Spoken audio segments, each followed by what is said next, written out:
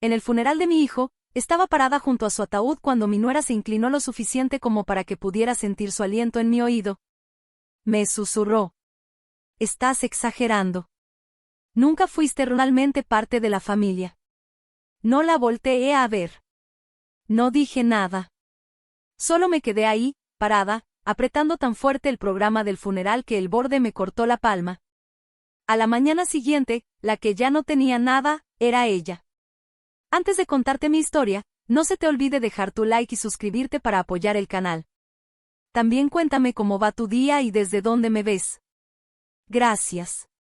Nunca imaginé que estaría en el funeral de mi propio hijo, sintiéndome como la única persona completamente sola. Mientras bajaban el ataúd de David a la tierra, Sara se acercó tanto que pude ver la pequeña grieta en su labial y me susurró. Estás exagerando. Nunca fueron realmente familia. No la volteé a ver.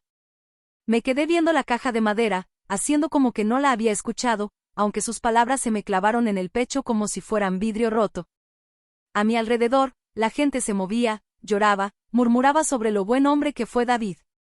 Era de esos que llamaban cada domingo, que siempre me abrazaban primero en las reuniones, que seguía dejando tarjetitas de cumpleaños en la cocina aunque ya estuviera casado. Pero ahora él se había ido, y Sara ya actuaba como si yo fuera una carga que apenas podía aguantar. Sentí como se me apretaba la mano en el programa del funeral hasta que el borde se me encajó en la piel. Pero no dije ni una sola palabra. Cuando terminó la ceremonia, Sara se limpió las lágrimas con un pañuelito que tenía sus iniciales bordadas y se juntó con un grupito de sus amigos del trabajo. Hablaban bajito, pero todos se callaron cuando me acerqué demasiado. No intenté acercarme. Me quedé aparte, abrazando mi bolso como si eso pudiera anclarme al suelo.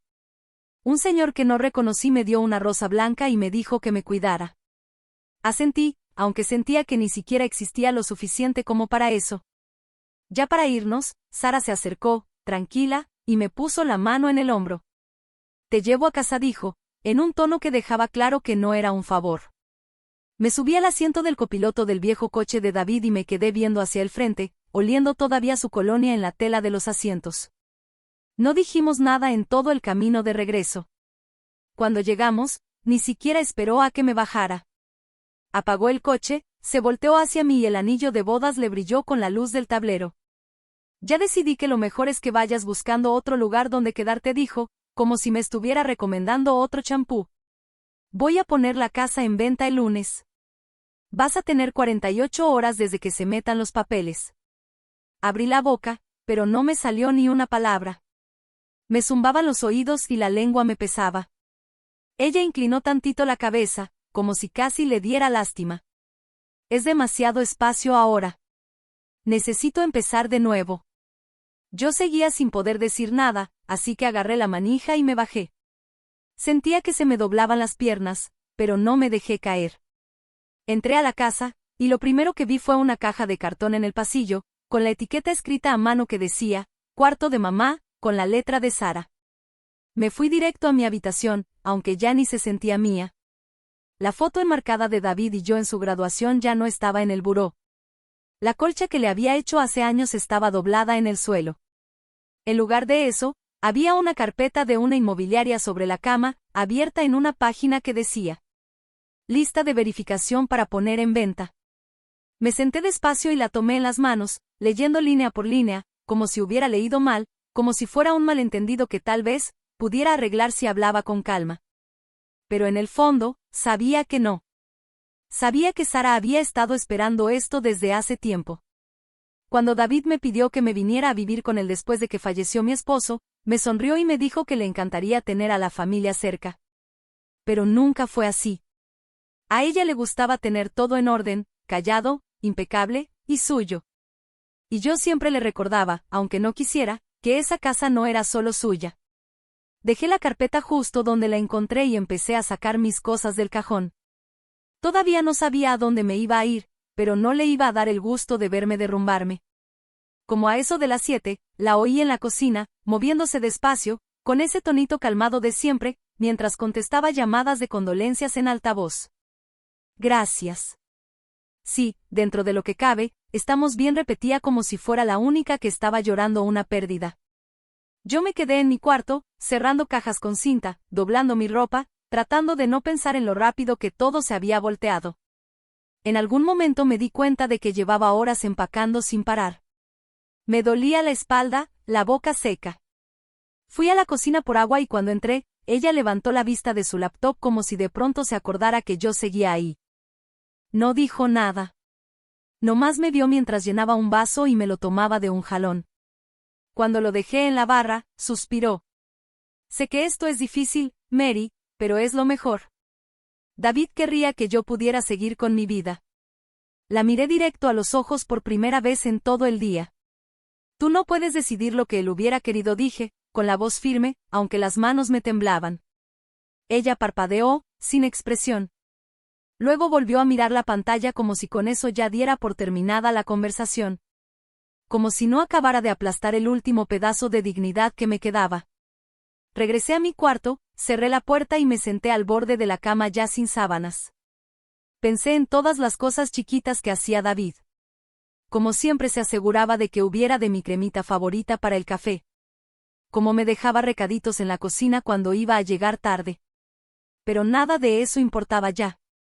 Ya no quedaba más que esto, la casa fría, vacía, y una mujer que ni siquiera esperó a enterrarlo para empezar a borrarme de su vida. No lloré. Y no sé por qué. A lo mejor porque si lloraba, era como darle la razón. Como aceptar que había ganado. En vez de eso, me levanté, agarré el teléfono y llamé a la única persona en la que pensé, Evelyn, la excompañera de trabajo de David, la que me abrazó tanto rato en el funeral. Cuando contestó, ni siquiera la saludé. Solo dije: creo que necesito ayuda. Se quedó callada un momento. Luego dijo: ahorita voy. Y por primera vez en todo el día, sentí que tal vez, no estaba del todo sola. No me moví del borde de la cama por un buen rato después de colgarle. Tenía la cabeza llena de ese momento, repitiendo en mi mente cómo se oyó la voz de Sara cuando me dijo que nunca fui realmente parte de la familia, como si fuera algo que llevaba guardado desde hace años. Vi las cajas a medio llenar y la carpeta pegada con cinta que había dejado en la cama, y pensé, en cómo todo esto empezó con una decisión que creí correcta. Hace 8 años, David me llamó una noche, con la voz bajita, medio apenado. Me dijo que estaban tratando de comprar la casa, pero que el banco les pedía un enganche más grande y que no les quisieron dar una extensión del préstamo. No me lo pidió directamente, pero lo noté en su voz. Había vendido la casa que compartía con mi esposo cuando falleció, y la mayor parte del dinero seguía guardada en una cuenta de ahorros que no había tocado. Le dije a David que lo ayudaría. Al principio no quiso, pero insistí. Le dije que yo ya no necesitaba una casa grande, y que lo justo era que su familia tuviera un lugar estable. Así que transferí el dinero para cubrir lo que les faltaba, y firmamos una escritura donde quedaba yo como copropietaria. Estaba tan agradecido que me abrazó ahí mismo, en medio de la oficina. Me acuerdo que Sara estaba sentada en una esquina, viendo su celular, como si todo eso no le importara. Como si fuera un trámite más. Esa noche, David me llevó una botellita de sidra espumosa y un pastelito con un glaseado que decía: nuestro hogar familiar, en azul. Guardaba el recibo del cheque de caja y la escritura en una carpeta que etiquetó como documentos de la casa. Me dijo que siempre se aseguraría de que yo tuviera un lugar ahí. Esa fue la última vez que me sentí realmente bienvenida. Ahora, sentada en ese cuarto vacío, me cayó el 20 de que esa carpeta podía ser lo único que me protegía de que Sara me echara a la calle como si nada. Agarré mi bolsa y fui a la puerta del garaje, pero ya estaba cerrada desde adentro. Intenté el panel de códigos, pero los números pitaron y parpadearon en rojo. Ya lo había cambiado. Sentí el estómago hacerse nudo, pero no tenía tiempo de entrar en pánico. Fui a revisar la puerta lateral, y cuando logré abrirla con cuidado, me deslicé al garaje y encendí la luz del techo. El archivero seguía ahí, contra la pared del fondo, donde David siempre lo tenía. Me agaché y empecé a abrir cajones, con el corazón latiendo tan fuerte que sentía que se me iba a salir del pecho. Encontré papeles del seguro, declaraciones de impuestos, títulos de coches viejos, nada que sirviera. El último cajón se atascó. Tuve que empujarlo con el pie para abrirlo por completo. Ahí, debajo de un montón de manuales viejos y garantías vencidas, estaba una carpeta de acordeón marrón, amarrada con una liga. La abrí, y ahí estaba. Las escrituras a nombre de los dos, el recibo del cheque de caja con la cantidad escrita con la letra clarita de David, y los estados de cuenta.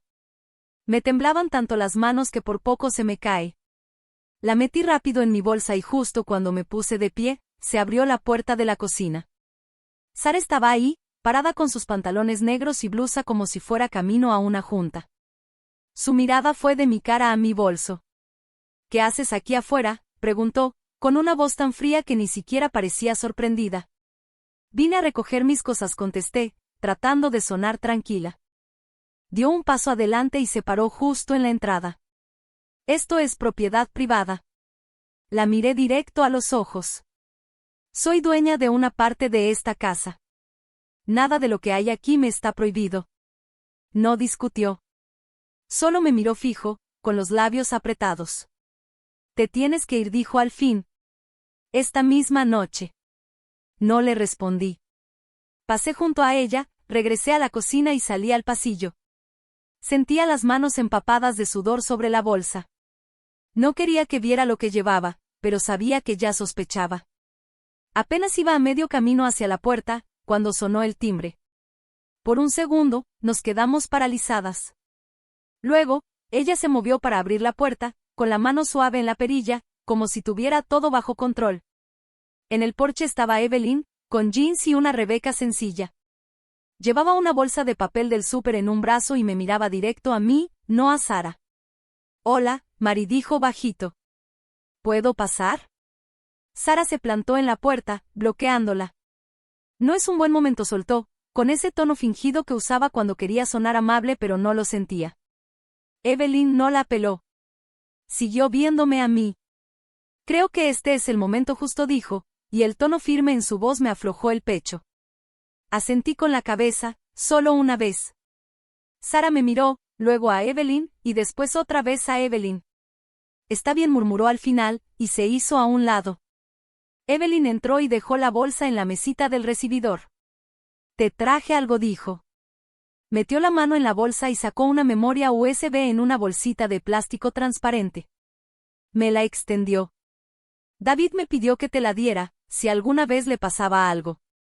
Se me fue el aire. ¿Cuándo? Hace unos meses. Me dijo que estaba actualizando su testamento y algunos archivos personales. No explicó por qué. Sara frunció los ojos, pero no dijo nada. Tomé la memoria y la apreté con fuerza en la mano. Sentía los bordes clavándose en la piel. Gracias, susurré. Evelyn asintió. Te espero afuera, dijo, y se regresó al porche sin mirar a Sara ni una sola vez. En cuanto se fue, la máscara de Sara se cayó. Eres patética, me dijo con desprecio. ¿Vas corriendo con tus amigos a pedir ayuda?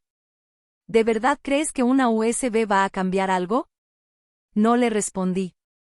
Caminé derecho por el pasillo hasta mi cuarto. Metí la carpeta en mi bolso, cerré el cierre y agarré mi maleta. Podía oír la voz de Sara siguiéndome como un mosquito molesto. ¿Te vas? ¿A dónde vas a ir? Seguí caminando. No puedes quedarte aquí, gritó. ¿Te vas a arrepentir de esto? No volteé. En la puerta principal me detuve un segundo, respirando hondo, con la mano en la perilla. Giré apenas la cabeza para verla ahí parada, con los brazos cruzados. Tienes razón en una cosa, dije con voz firme, me voy esta noche. Y salí al porche, cerrando la puerta detrás de mí. Evelyn ya me esperaba junto a su coche. Sin decir nada, abrió la puerta del copiloto. Me subí, puse el bolso en mi regazo y, por fin, solté el aire que llevaba atorado desde el funeral. Casi no hablamos durante el camino al motel. Yo llevaba la memoria USB en la mano como si fuera el último pedacito de David que me quedaba. Cuando llegamos al estacionamiento, Evelyn apagó el motor y volteó a verme. Si necesitas algo, lo que sea, llama, me dijo con seguridad. Lo que sea, ¿eh? Asentí, aunque tenía un nudo en la garganta y no me salía la voz. Ella me apretó la mano. Lo siento mucho, dijo bajito. Él merecía algo mejor. Tragué saliva con dificultad. Los dos lo merecíamos. Ella esperó hasta que entré antes de irse. El cuarto era chiquito, solo una cama, una mesita y una lámpara. Pero era el primer lugar en todo el día donde no sentía que Sara tenía control sobre mí. Me senté en la cama y saqué la laptop de la maleta. Todavía me temblaban las manos cuando conecté la USB y abrí el único archivo que contenía, un video etiquetado, para mamá. La pantalla parpadeó y ahí estaba David, sentado en su escritorio, con la camisa azul de botones que le regalé en Navidad. Se veía cansado. Si estás viendo esto, empezó con voz rasposa, significa que ya me fui. Y lo siento. Necesito que sepas algo muy importante. Me apreté el puño contra la boca para no dejar escapar ningún sonido. David respiró hondo. He intentado protegerte, pero creo que no fue suficiente. Sara ha estado escondiendo cosas. Deudas. Usó mi nombre para sacar una línea de crédito sobre la casa. Me enteré el mes pasado. Iba a hablar contigo, pero David bajó la mirada, y luego volvió a verme a través de la pantalla. Si intenta sacarte a la fuerza, no la dejes. Tienes derechos. La escritura sigue a tu nombre. Busca ayuda si la necesitas. Lamento no haber hecho más. La pantalla se apagó y me quedé ahí sentada, viendo mi propio reflejo, sintiendo como si el suelo se hubiera abierto debajo de mí. Toda la rabia, todo el dolor, se mezclaron en algo distinto, algo parecido a decisión. Cerré la laptop y apreté la carpeta que traía en el bolso. Ella pensaba que podía borrarme, pero no sabía lo que David había dejado atrás. Y no iba a dejar que me quitara nada más. Después de ver el video, me quedé ahí, abrazando la laptop como si fuera el último pedazo de David que me quedaba. Tenía la boca seca y no podía ni recordar cuándo fue la última vez que comí algo. Me obligué a cerrar la compu, saqué la carpeta marrón del bolso y puse todo sobre la cama del motel, la escritura, el recibo del cheque de caja, el estado de cuenta y la USB. Todavía me temblaban las manos, pero por lo menos ahora tenía pruebas. Algo real. Algo que Sara no podía tirar a la basura. Agarré el teléfono y busqué el contacto que David me había pedido guardar hace años, un abogado que se llamaba Ben García. Lo ayudó con un problema legal en su chamba y me acuerdo que una vez me dijo, ese cuate es de fiar. Me quedé con el dedo sobre el botón de llamada varios segundos antes de presionarlo. La recepcionista que contestó sonaba tan amable que se me hizo un nudo en la garganta. Le expliqué quién era y por qué llamaba, con la voz entrecortada, raspada. Me dijo que el licenciado García estaba en el juzgado esa mañana, pero que me podía recibir en cuanto volviera, como a eso de la 1. Le di el nombre del motel y colgué. Me quedé viendo al techo un rato, pensando qué iba a hacer con esas próximas 4 horas. Al final me obligué a bajar a la recepción, solo para preguntar si había algún café cerca. El joven de la recepción ni me volteó a ver, solo me pasó un mapa de papel. Caminé un par de cuadras hasta un restaurancito y pedí un café con tostadas. Pero cuando me trajeron el plato, apenas si pude pasarme unos bocados. Sentía el estómago hecho nudo. No podía dejar de pensar en la cara de David en ese video. En cómo ni siquiera podía ver a la cámara cuando dijo que no había hecho lo suficiente. Se pasó toda la vida tratando de hacer felices a los demás, y ahora, yo era la única que quedaba para cumplir sus promesas. Cuando por fin fue hora de mi cita, guardé todo en el bolso. Revisé la habitación 3 veces, asegurándome de no dejar ningún papel, y pedí un taxi. El camino al despacho se me hizo eterno, aunque seguro no fue tanto. Iba viendo por la ventana, pero sin ver nada realmente. Cuando llegamos, le pagué al chofer y me quedé un minuto sentada en el asiento, con la mano apretando la carpeta contra mi regazo. Una parte de mí seguía dudando, pensando si tal vez estaba exagerando. Si Sara tenía razón y yo ya estaba viendo todo nublado por el dolor. Pero entonces me acordé de su voz la noche anterior, diciéndome que era patética, gritándome que me iba a arrepentir por irme. Respiré hondo, bajé del coche y entré al edificio. La recepcionista me saludó con un gesto amable y me ofreció un vaso con agua mientras esperaba. Le agradecí, pero lo rechacé.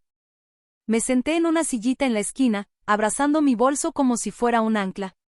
Unos minutos después, se abrió una puerta y un hombre alto, de traje gris, salió al pasillo y dijo mi nombre. Tenía ese tipo de rostro que no deja ver mucho, pero su mirada se suavizó en cuanto me vio. Señora Wilson, soy Ben García. Vamos a platicar, dijo con calma. Lo seguí a su despacho, que estaba impecable, lleno de títulos enmarcados y con un olor a madera pulida. Me hizo una seña para que me sentara, y luego él tomó asiento frente a mí.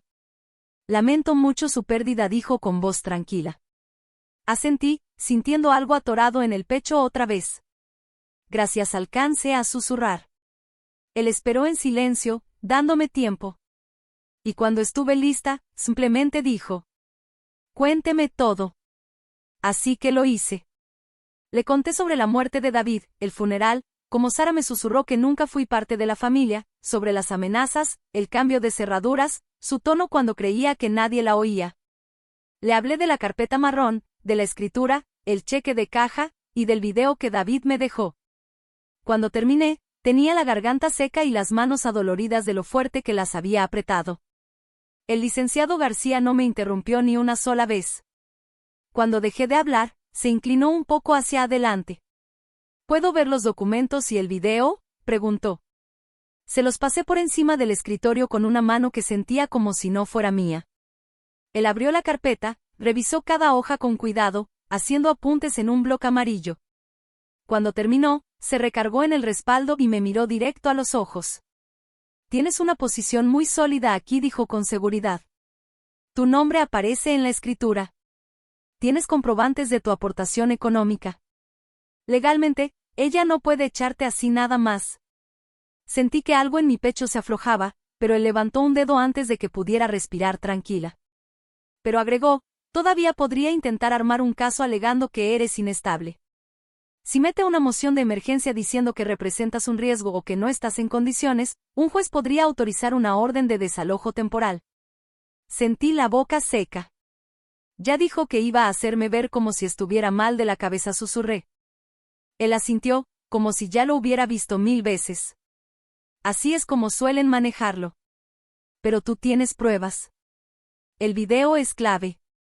Demuestra que David reconocía tus derechos y que sospechaba lo que Sara podría hacer. Eso pesa. Dejó los papeles con cuidado sobre el escritorio. El siguiente paso es presentar un aviso de intención de conservar la ocupación y una moción para bloquear cualquier intento de venta o transferencia del título. Luego me miró de nuevo, fijo. ¿Quieres seguir adelante? Me sentí apretada por dentro, pero asentí. Sí, dije, y esta vez mi voz no tembló. Él se inclinó y tomó el teléfono. Dio unas instrucciones rápidas a alguien en la oficina contigua, y cuando colgó, volvió hacia mí. Vamos a redactarlo todo hoy.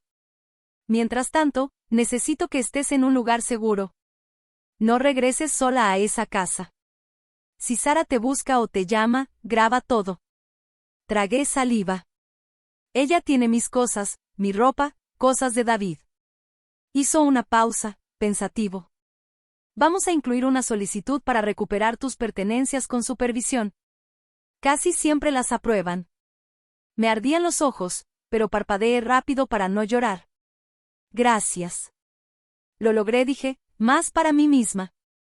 Él tocó suavemente la carpeta. Hiciste bien en venir. Por un segundo, sentí que iba a romperme, pero apreté la palma contra el muslo y aguanté. Se levantó y me acompañó hasta la recepción. Me pondré en contacto contigo hoy mismo, me dijo. La recepcionista me regaló una sonrisa de esas que uno no espera, cálida. Cuando regresé al motel, cerré la puerta y dejé la carpeta sobre la mesita. Me senté en el borde de la cama, tan cansada que pensé que ya no me iba a poder mover. No sabía qué hacer mientras esperaba. Así que hice lo único que se me ocurrió, llamé a Evelyn. Cuando contestó, le dije: ya vi al abogado. Mi voz salió plana. Dijo que tengo un caso. Sabía que lo tendrías, dijo ella en voz bajita. ¿Cómo estás? Esa pregunta casi me destroza. No lo sé, admití. Hubo un largo silencio. Luego preguntó: ¿quieres que vaya contigo? ¿Quieres compañía? Lo pensé, y aunque ella no podía verme, negué con la cabeza. Ahorita no. Está bien, dijo ella. Llámame si cambias de opinión. Después de colgar, me recosté en la cama y me quedé viendo el techo. Los bordes de mi visión se sentían borrosos, como si estuviera bajo el agua. Por un momento, intenté recordar cómo era vivir en esa casa antes de que Sara empezara a tratarme como si yo fuera una carga. Pensé en la noche en que David me llamó para decirme que había nacido Leo. Qué feliz se escuchaba. Tan seguro de que todo iba a estar bien. Me cubrí los ojos con la mano, diciéndome que no iba a llorar, pero las lágrimas salieron de todos modos. Lentas, calientes, imposibles de frenar. Lloré por David, por Leo, por la vida que se me había ido deshaciendo pedacito a pedacito, mientras yo me convencía de que quedarme callada era lo correcto. Cuando por fin me senté, tenía la cabeza hueca. Me limpié la cara con la esquina de la sábana y respiré hondo. Había un mensaje del licenciado García. Su voz sonaba firme, pero tranquila. Ya presenté la moción de emergencia. La revisarán mañana por la mañana. Quédate donde estás. Vas bien. Dejé el teléfono y cerré los ojos. Me dije a mí misma que ya era suficiente por hoy. Esa noche podía permitirme ser solo una madre que extrañaba a su hijo. Mañana sería otra cosa. Mañana iba a convertirme en la mujer que no iba a dejar que Sara me borrara. La mañana siguiente empezó con una llamada que estuve a punto de ignorar. Casi no había dormido. Me la pasé dando vueltas, viendo el video de David una y otra vez en mi mente. Cuando sonó el teléfono, pensé que era Evelyn otra vez, pero el número no me sonaba.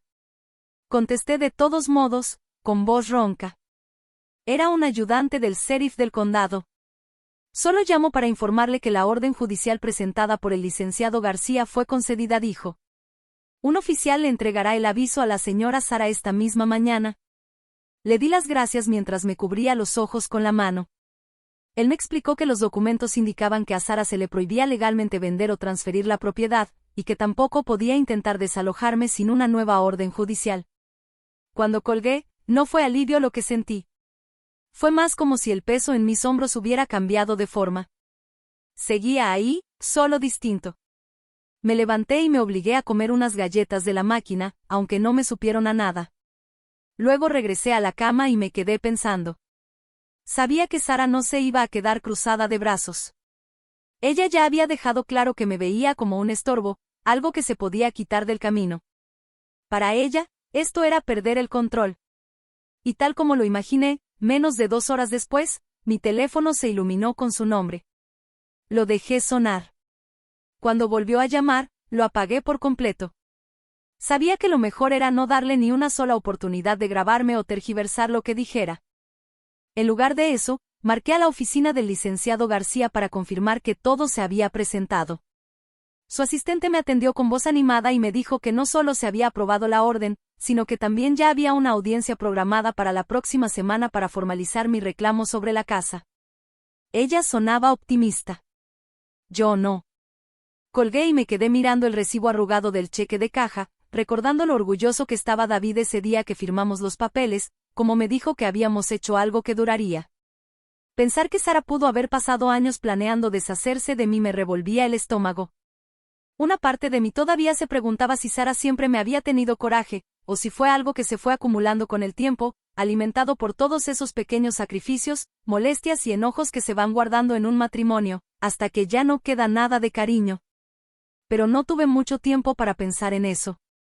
Como al mediodía, me llamó Evelyn. Su voz sonaba baja, pero con urgencia. ¿Estás sentada?, me preguntó. Le dije que sí, preparándome para lo peor. Me dijo que acababa de ver una publicación que Sara había hecho en redes. Un mensaje largo, lleno de palabras cuidadosamente elegidas. Había subido una foto en blanco y negro de David cargando a Leo cuando era bebé, y en el pie de foto escribió algo como, que el duelo sacaba lo peor de ciertas personas, que la estaban amenazando y acosando, que temía por la seguridad de su hijo porque ciertos miembros de la familia se negaban a respetar los límites. Nunca mencionó mi nombre, pero no hacía falta. Cualquiera que nos conociera iba a saber a quién se refería. Evelyn me leyó parte en voz alta, con la voz llena de coraje. Y cuando terminó, sentí como si me hubieran metido una mano helada por la espalda. Le agradecí por avisarme, y le prometí que no me movería del motel. Después de colgar, conecté el wifi y busqué la publicación. Ya tenía decenas de comentarios. Amigas, conocidos del trabajo, gente mandándole mensajes como: «Eres tan fuerte. Nadie merece pasar por esto. Avísanos si necesitas ayuda». Seguí bajando hasta que vi uno que me hizo cerrar la laptop de golpe. Hay gente que no sabe soltar el control, aunque ya sea momento de seguir adelante. Por un segundo, sentí rabia. Pero abajo de eso, había algo más feo. Esa vergüenza muda que te da cuando te das cuenta de que la gente va a creer lo que sea más fácil de creer. Puse la mano plana sobre la mesa y respiré hondo. Sabía que si salía a discutirle en público, solo me iba a ver peor. Ese era su juego, provocar hasta que uno reaccione, y luego señalar la reacción como prueba de que ella es la víctima. Me quedé ahí, pensando que hubiera querido David. Él no habría querido que me escondiera. Pero tampoco que me pusiera a su nivel. Entonces sonó el teléfono otra vez. Era el licenciado García. Me dijo que también había visto la publicación y que quería recomendarme que no respondiera. Que la mejor manera de enfrentar ese tipo de cosas era con pruebas, no con emoción.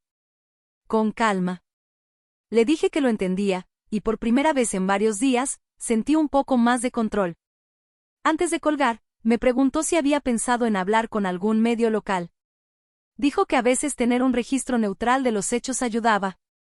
No lo había considerado, pero entre más pensaba en todo lo que Sara estaba diciendo, más me parecía que era la única forma de ponerle un alto. Le dije que lo iba a pensar. Después de colgar, abrí mis contactos y busqué el número del periódico local. Me quedé un buen rato con el dedo sobre la pantalla, dudando. Una parte de mí odiaba la idea de hacer algo tan personal, tan público. Pero luego me acordé de cómo me miró Sara en la cocina, con esa sonrisa torcida, cuando me llamó patética. Ella contaba con que me iba a quedar callada. Así que apreté el botón de llamada. La reportera que me contestó sonaba joven, pero me escuchó sin interrumpirme. Me dejó hablar con calma, sin prisas. Cuando terminé, me preguntó: ¿tienes documentos que respalden todo esto? Le dije que sí. Ella me preguntó si estaría dispuesta a compartirlo. Dudé un segundo, y luego dije que sí. Se ofreció a venir a verme esa misma tarde. Después de colgar, sentí que el corazón me latía tan fuerte que pensé que me iba a enfermar, pero no tenía tiempo para derrumbarme. Puse todos los documentos sobre la mesa, los revisé 2 veces para asegurarme de que no faltara nada. La reportera llegó poco después de las 3. Se llamaba Marisa. Era educada, pero muy seria. Me pidió que la guiara desde el principio, paso a paso. Lo hice, hablando bajito, mientras ella tomaba notas y grababa en su teléfono. Revisó la escritura, el recibo, la USB. Me preguntó si podía tomarles fotos para documentarlo. Cuando le dije que sí, me agradeció por ser tan detallada. Me avisó que antes de publicar el artículo iba a comunicarse con Sara para pedirle una declaración. Sabía que eso iba a enfurecerla aún más, pero ya no me importaba. Cuando Marisa se fue, el sol ya empezaba a bajar. La vi alejarse por el estacionamiento, luego cerré las cortinas y me senté en la cama, más cansada que nunca. El celular vibró. Un mensaje de voz. Era Sara. Su voz sonaba quebrada, apagada. Dijo: no sé qué crees que estás haciendo, pero estás destruyendo lo que queda de esta familia. Si de verdad te importa Leo, detén esto ahora.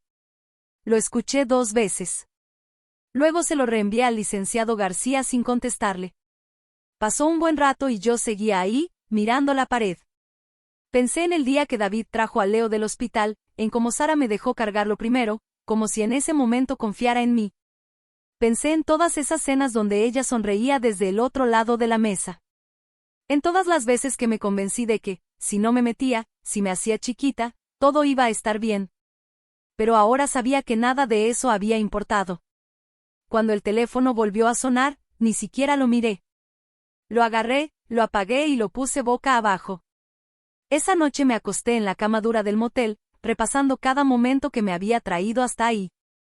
No me sentía ganadora. No me sentía reivindicada. Me sentía vacía. Pero debajo de todo ese vacío, había algo. Una línea delgada, firme, que seguía latiendo. Era la certeza de que, por primera vez en años, no iba a dejar que otra persona decidiera que podía quedarme y que no. Me tapé con la cobija delgada y me dije a mí misma que mañana iba a estar lista para lo que Sara intentara. A la mañana siguiente, me despertó un mensaje del licenciado García. El artículo sale al mediodía. Prepárate para las reacciones. Me senté en la orilla de la cama con el celular en la mano, pensando en lo raro que es que algo tan sencillo como decir la verdad pueda sentirse tan riesgoso. Tenía un nudo en el estómago, pero me obligué a levantarme, vestirme, y asegurarme de tener todos los documentos y copias bien guardados en el bolso. Sabía que Sara iba a ver el artículo y que trataría de darle la vuelta. Pero también sabía que no había forma de que pudiera negar pruebas tan claras. Me forcé a comerme media barrita de granola, aunque no me supo a nada. Alrededor de las 10, me llamó Evelyn. No me dijo, buenos días, ni me preguntó cómo estaba. Solo dijo, ya está arriba.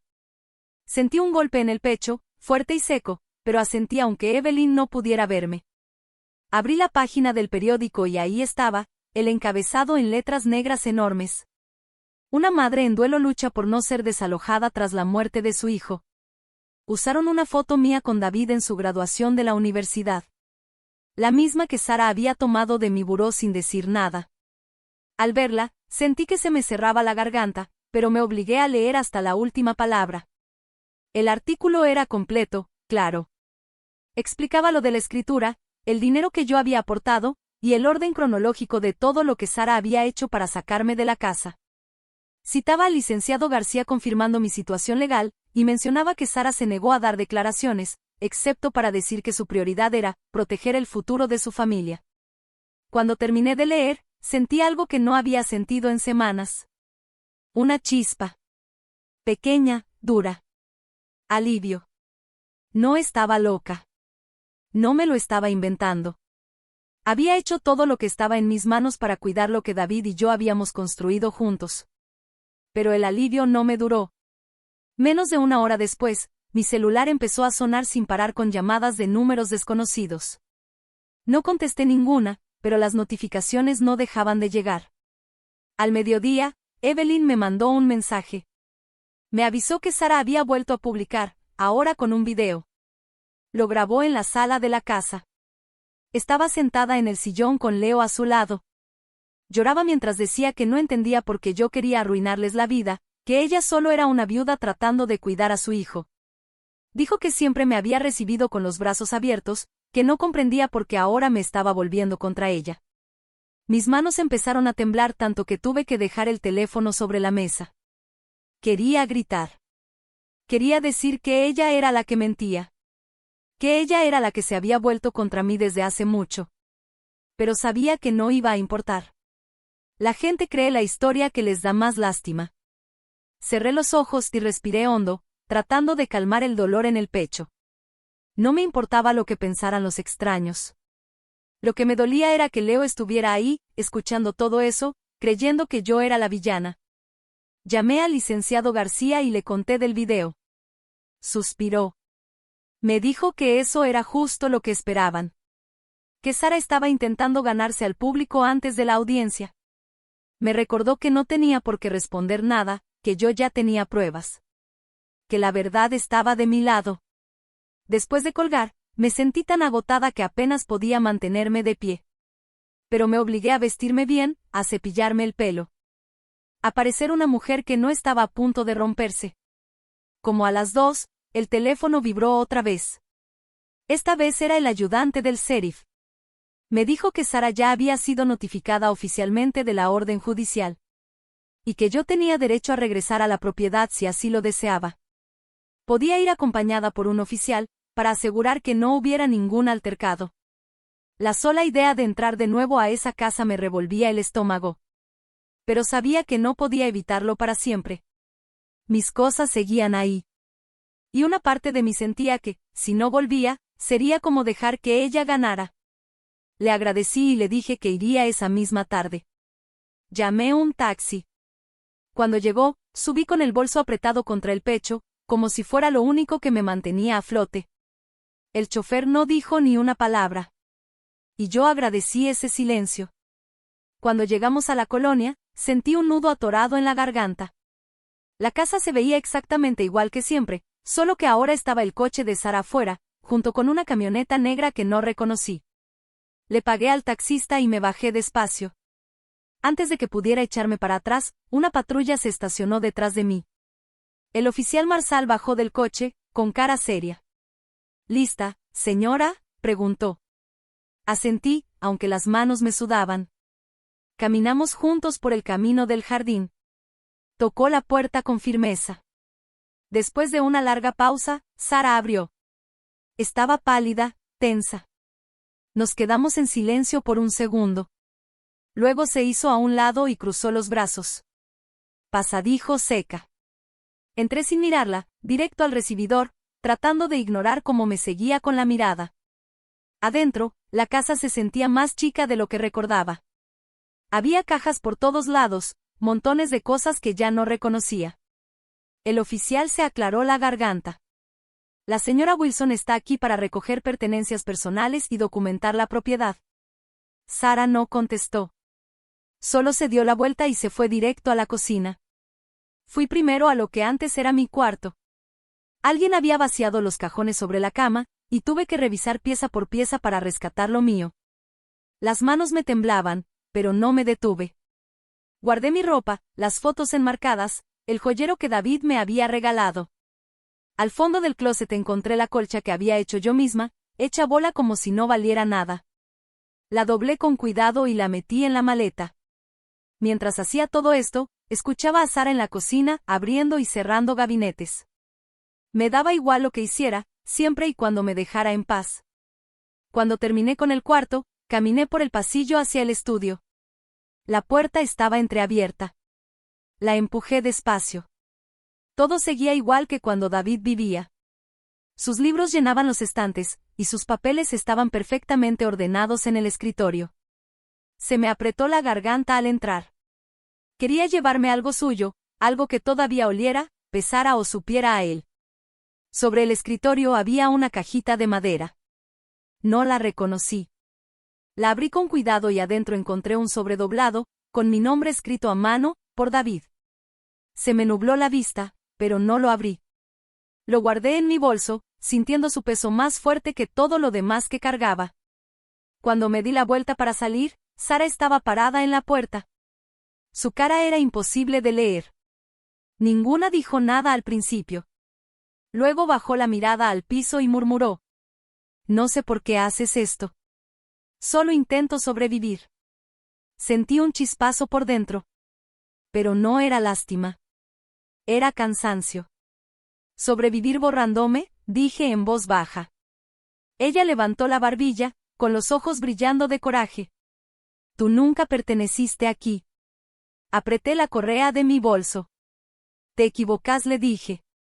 Yo estuve aquí antes que tú. No contestó. Solo se dio la vuelta y se fue. Me quedé ahí, con el corazón latiendo fuerte, respirando como podía. Luego caminé al pasillo. El oficial estaba esperándome en la entrada. ¿Lista?, preguntó. Asentí. Sí. Esperó a que cerrara la última maleta. Luego me ayudó a bajarla al porche.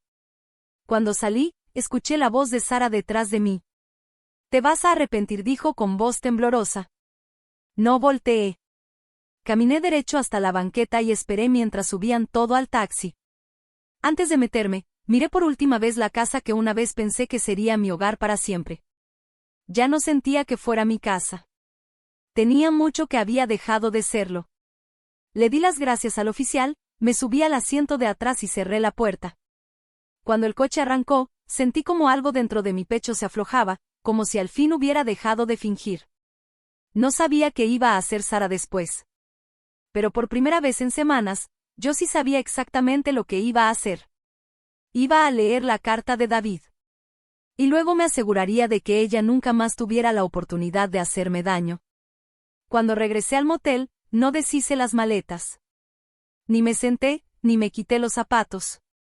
Fui directo a la mesita junto a la ventana, dejé el bolso y saqué el sobre con mi nombre. Las manos me temblaban, pero me obligué a deslizar el dedo por la solapa hasta abrirlo. Adentro venía solo una hoja doblada a la mitad. Era la letra de David, clarita, escrita en mayúsculas. Respiré hondo y empecé a leer. Empezaba disculpándose por no haber sido más valiente antes. Decía que desde hace tiempo sabía que Sara tenía deudas escondidas, que había sacado tarjetas de crédito a su nombre y movía dinero entre cuentas para no levantar sospechas. Él creyó que podía arreglarlo, que si trabajaba lo suficiente, lograría ponerse al corriente antes de que se los tragara todo. Pero estaba cansado. Y tenía miedo de contármelo, porque sabía cuánto me afectaba. Escribió que jamás quiso que me sintiera como una carga. Que cuando me mudé a la casa, fue porque lo quiso así, no por compromiso ni por obligación. Dijo que estaba orgulloso de cómo había reconstruido mi vida después de la muerte de mi papá, y que me respetaba más de lo que yo alguna vez podría imaginar. Tuve que dejar de leer. Las letras se me empezaron a desdibujar en la página. Me tapé la boca con la mano, intentando contener el llanto. Pero se me salió de todos modos. Un sonido crudo, profundo, que no pude detener. Y por un rato, me permití sentir todo. El dolor, la culpa, y también el alivio de tener, al menos, esta verdad. Cuando por fin pude volver a respirar, terminé la carta. En las últimas líneas, me pidió que prometiera no dejar que Sara se quedara con todo. Escribió: no dejes que te convenza de que no perteneces a este lugar. Perteneces a donde tú decidas pertenecer. Doblé la carta con cuidado y la dejé sobre la mesa. Me dolía el pecho, pero ahora era distinto. Como si algo viejo por fin se hubiera roto, para que algo más fuerte pudiera crecer en su lugar. Me limpié la cara, tomé mi celular y lo volví a encender. Había más llamadas y mensajes. La mayoría de Sara. Otros de números desconocidos. No contesté ninguno. En lugar de eso, llamé al señor García. Le dije que quería seguir adelante con el proceso legal para reclamar mi parte de la propiedad. Y también pedir una restitución por los daños y gastos legales. Me dijo que ya tenía el papeleo listo. Sonaba tranquilo y confiado, y eso me dio algo de paz. Después, marqué a Evelyn. Cuando contestó, no traté de fingir que estaba bien. Leí su carta, le dije con la voz ronca. Se quedó callada unos segundos. Luego dijo: me da gusto que te haya dejado algo real. Cerré los ojos. A mí también. Le conté que pensaba quedarme en el motel hasta la audiencia. Ella se ofreció a venir a acompañarme. Pero le dije que primero necesitaba un poco de tiempo a solas. Ella lo entendió. Esa noche, empaqué todo lo que no iba a usar y apilé mis maletas junto a la puerta. Solo me quedé con lo indispensable. La carpeta con todos mis papeles, la carta de David y un cambio de ropa. Quería estar lista para lo que viniera. Por la mañana, llamé a la oficina del secretario del juzgado para confirmar la fecha y hora de la audiencia. Cuando colgué, me quedé viendo la foto enmarcada de David que había dejado sobre la cómoda. Pensé en lo orgulloso que se veía el día que nos mudamos. Lo convencido que estaba de que eso era el inicio de algo bueno. Todavía me dolía el corazón, pero ya no sentía que ese dolor me fuera a aplastar. Como al mediodía, decidí que era momento de escuchar aunque fuera uno de los mensajes. Elegí el más viejo, uno que Sara había dejado antes de empezar a subir videos. Su voz sonaba temblorosa, pero también fría. Dijo: no sé qué crees que estás logrando. Lo único que estás haciendo es lastimar a Leo. Él no entiende por qué quieres quitarle su casa. Cerré los ojos un momento, tratando de no enojarme. Leo era lo único que me había hecho dudar de todo esto. Pero también sabía que dejar que Sara se saliera con la suya no lo iba a proteger a largo plazo. Él merecía estabilidad.